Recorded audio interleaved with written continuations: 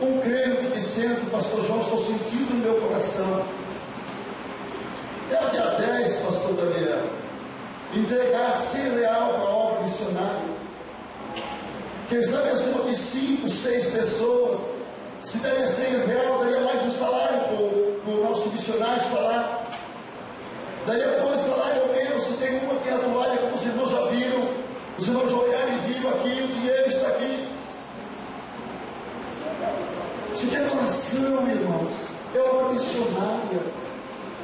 Você não vai construir um templo de Marechal, aqui está tudo muito lindo, está tudo muito perfeito, bonito. O pastor já fez investimento aqui, e está precisando lá, vai lá, que lá,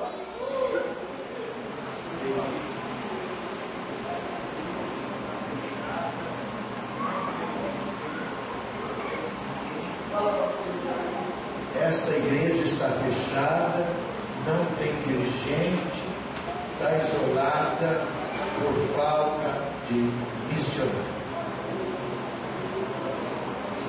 Olha para mim, eu estava pregando em Valdir de Moura, Rondônia, numa manhã missionária como esta. O Senhor me disse: filho, eu vou levantar 3 missionários aqui. Escute, há pouco tempo nós tivemos ali no mês de novembro, os missionários que levantaram, o Senhor levantou naquela manhã, já foram enviados lá no Peru, estão fazendo algo missionário em Armas lá no Peru. Você que está ali, será que você pode nesta noite ao menos dobrar? Não, pastor, Deus é 10, eu vou dar meus R$100. Sabe, eu tenho uma pessoa que pode fazer isso, 2, 3, 4, 5 e 6. 6 pessoas que poderiam até dar 10, dar R$100 para a obra do Senhor. Só vou guardar 2 minutos. Tem aqui assim, fica ali. Tem aqui o santo, vem aqui, meu Senhor. Vem aqui, filho, fica ali, ó. Tenho 3, tenho 4. Sabe, eu tenho 5, tem 5, tem 6. Já deu R$600. Será que tem um 7 número da perfeição? Pastor, eu vou ajudar, pastor, eu quero ajudar. Eu quero que Deus cuide da minha casa, Deus que deu sustento. Eu quero abençoar a obra missionária, não interessa. Eu vou tirar de onde eu não tenho, mas eu quero oferecer para a obra missionária. Será que tem um 7? Tem. O 8º está chegando ali. Tem a nova pessoa dessa, tem lá atrás levantando a mão mesmo, pastor. Está lá atrás levantando, chegou, desce a pessoa. Desce o primeiro, acabou. Levanta a mão, porque eu vou lá agora, meu Deus. Levanta a mão assim para cima. Deus eterno, justificador da nossa vida.